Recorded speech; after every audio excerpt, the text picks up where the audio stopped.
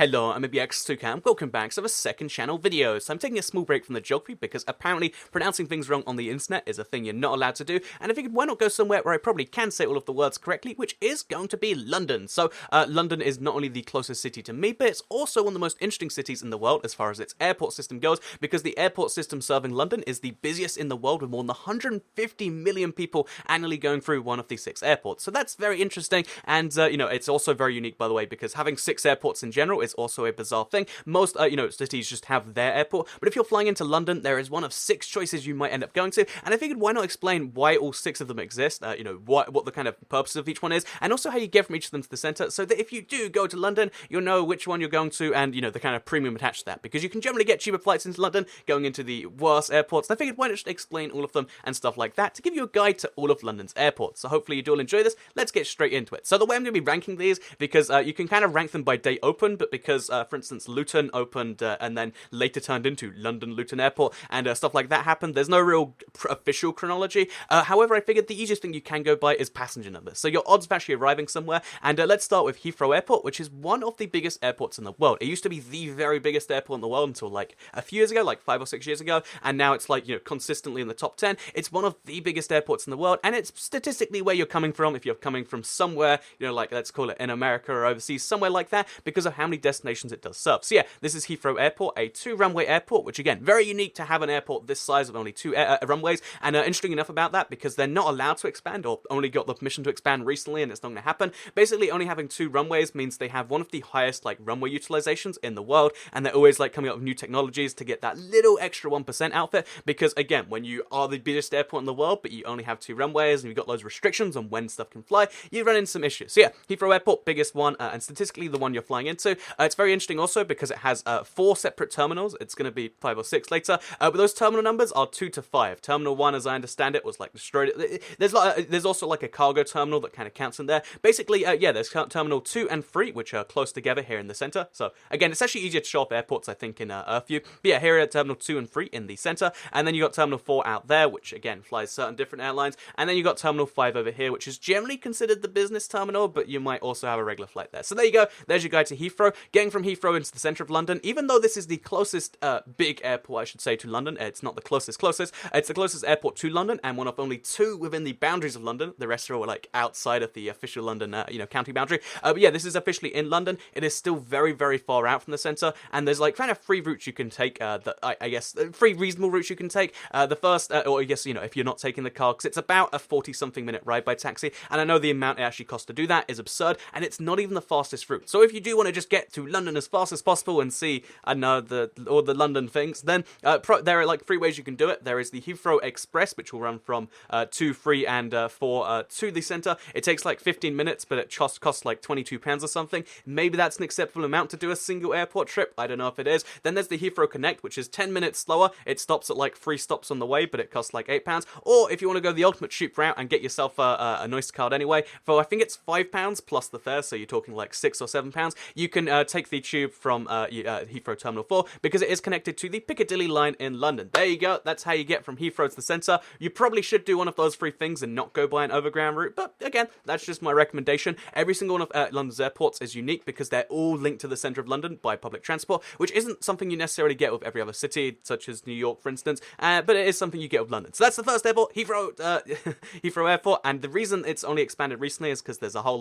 campaign thing. It's in the centre of London, so everyone gets really upset that they have one of the busiest airports in the world next to them, and it's one of those you gotta balance the stuff things, but it is going to be expanding soon. It will have a 3rd runway in 20 years. So in 20 years this video will be outdated, but for now, 2 runways and one of the busiest airports in the world, but quickly fading because it's at 99% utilization. Anyway, with that said, I'm going to talk about the second busiest airport by passenger numbers, which is Gatwick. And Gatwick is interesting, or London Gatwick, I guess you should call it, because it is a London airport. London Gatwick Airport is the busiest single runway airport anywhere in the world by a pretty significant amount, because again, most airports, when they get to this size, realize you probably need a 2nd runway. However, same thing is going on with Gatwick as is going with Heathrow, where the locals really, really hate the fact that they have one of the busiest airports in the world here. Again, it's actually only 30th or something. It's actually quite a lot lower down than Heathrow. Has about half the traffic because only half the runways, and it also has half the terminals. There is a north terminal and a south terminal. Both of them are connected pretty much the same way. You get there to London by using the the rail link. It goes via.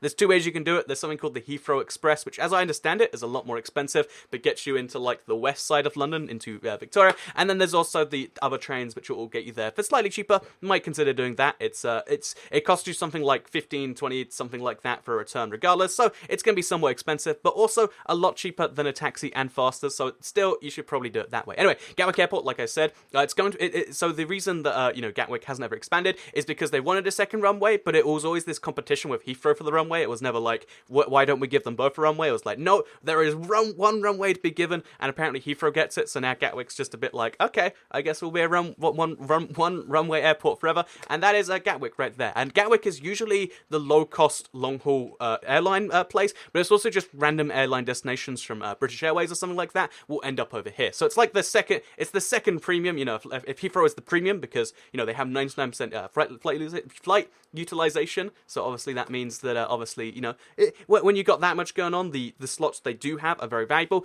Gatwick is a little bit less valuable, so if you're flying with Norwegian, for instance, or wherever else, you'll probably be flying through Gatwick. So yeah, London Gatwick Airport, the second busiest airport, with about 40 million people flying through there every single year. Then after that, we're going to be moving on to the third busiest, which is, of course, not of course to anyone, I guess, who isn't familiar with it, but it is actually going to be Stansted. So Stansted is found up here into the, I think it's in the Essex region. It's next to Bishop Stortford and Stansted Mount Fitchett, which is actually named after. And you go past there on the train, and like no one ever gets off because no one's ever going to Stansted the city. They're always going to Stansted the airport, because Stansted Airport is a very bizarre airport in terms of its link to London. It's it's still faster to take the the train, which is with Abellio Great Anglia, if I'm not mistaken, and it would cost you like something like £25, so it's pretty expensive. Still faster, still cheaper than like a taxi or any proper overground route. You might be able to get a coach from here to London for cheaper though. That's something you should probably look into, but then you lose the speed advantage. But yeah, this is Stansted Airport, and the thing about this airport that makes it unique is it was it was an RAF base for the longest time. Then they converted it into an airport, and then the airport kind of got taken over, or not taken over, but like it's now a majority low-cost airline airport, and it serves Europe pretty much exclusively. Every now and then there's a flight from like Kuala Lumpur,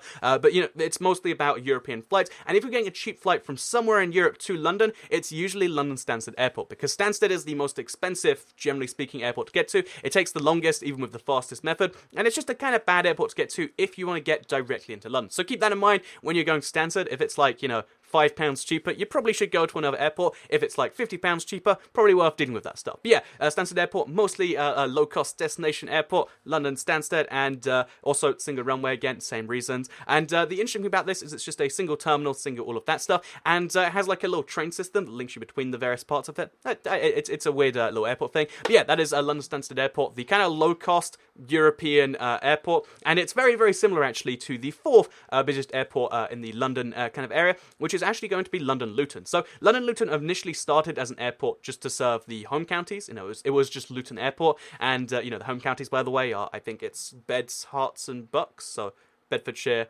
Hertfordshire, Buckinghamshire, probably, I think so. And basically, so they're three of the home counties. They're not all the home counties, but it was meant to serve those three.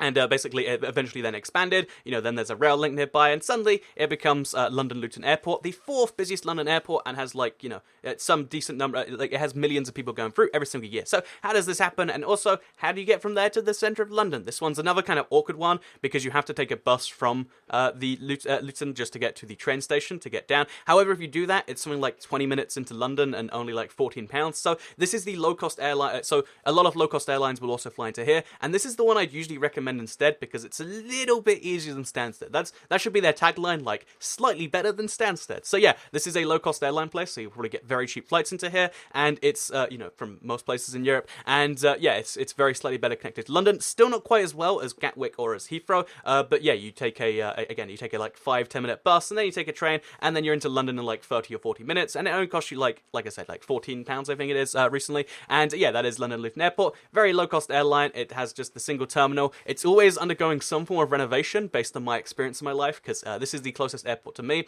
and it's like I've been there maybe like 6 times over the past 4 or 5 years, and there's always something being renovated. So, assuming you're watching this in the next few years, there's probably something being renovated right now too, which is probably a good sign. But yeah, London Luton has the same issue as Stansted and Gatwick and as Heathrow, where no one really wants it to be expanded because it's literally right there next to the city of Luton. So there's Luton Airport, as you can see, very close. But because it is a London airport apparently and not a Luton one, that's the distance from there to London. I should clarify, both Stansted and London Luton airports are very, very far out, a lot further than you'd usually see a normal airport being, but because they're well connected, you can almost forgive it. But you shouldn't forgive Stansted. I have like a deep hatred in my heart for Stansted because of just the pain of getting from there to London, just as a heads up. So anyway, that's it, let's move on.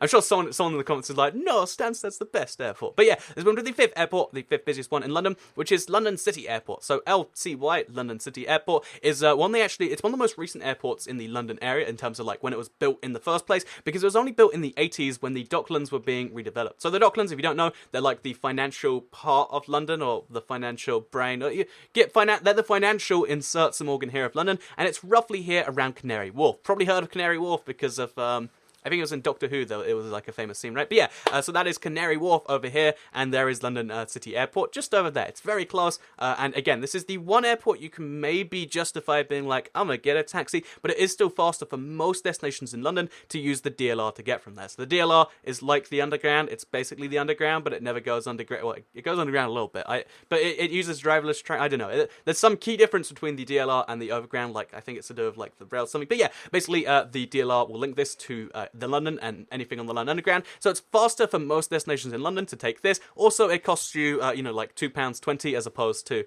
somewhere in the double digits of pounds. Maybe that's the decision you can make because, I remember I had a friend who like took a black cab just from there to the Excel Centre, and it was something like 5 times the cost of the fare. Anyway, with that said though, that was back with I think it was Minecon last year. But anyway, with that said, let's talk about London City Airport, because it's very interesting because it is it has very limited flights. It only flies like once every now and then. If you're near it, you can always hear the flights, but they're only like every half hour or something, so you're like, whatever. And yeah, London City Airport is very interesting because it has a very short runway. It was just kind of built because there was a dock that was kind of in the shape of a runway anyway, so they're like, let's turn that into a runway, and so they did. However, this length of runway nowadays is not sufficient for most aircraft, so all the airlines that fly from here use very specialized aircraft. And although there is like a transatlantic flight, they use like a really tiny plane for it, and it's a bit weird stuff. But yeah, this is mostly the airport meant for business travelers. It is the closest to London Centre, like that is London there. This is London City Airport, like it's right next to it compared to like, again, just to kind of show the distance gap, there's London City to London, there's Heathrow to London, which is the second closest, but still really far out there.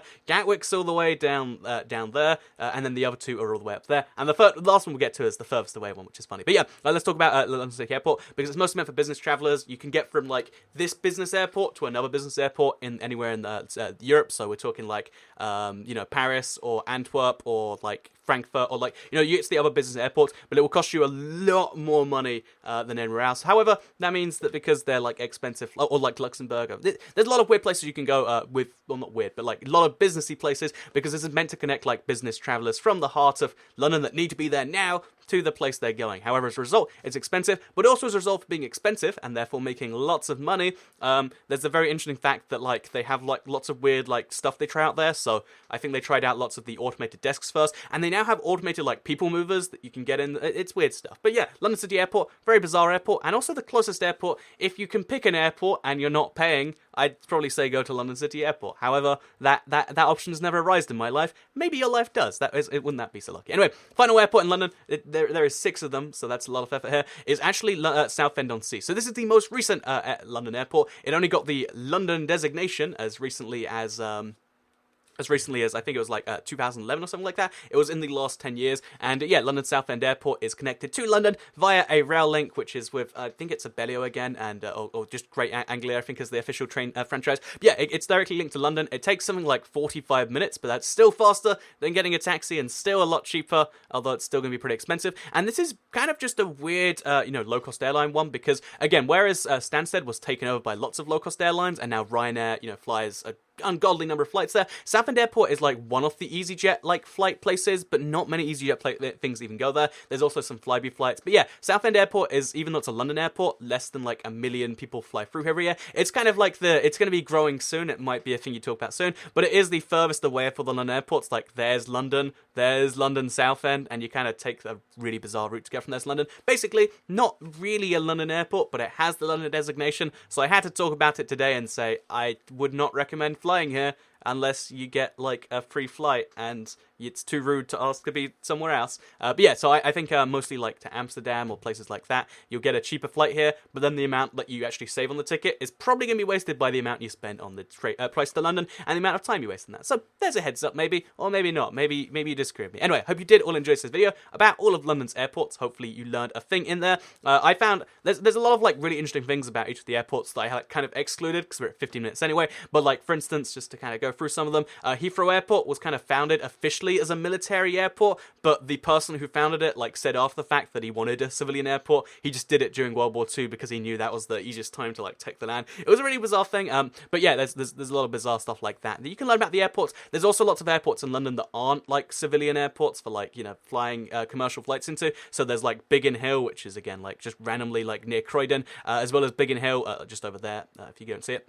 As well as Biggin Hill, there's like London Oxford Airport, which is one of the furthest out airports. There's lots of bizarre stuff about London, but now you know about airports, and maybe that will help you fly into here. Anyway, I hope you enjoyed this video. Second channel, don't care. Goodbye.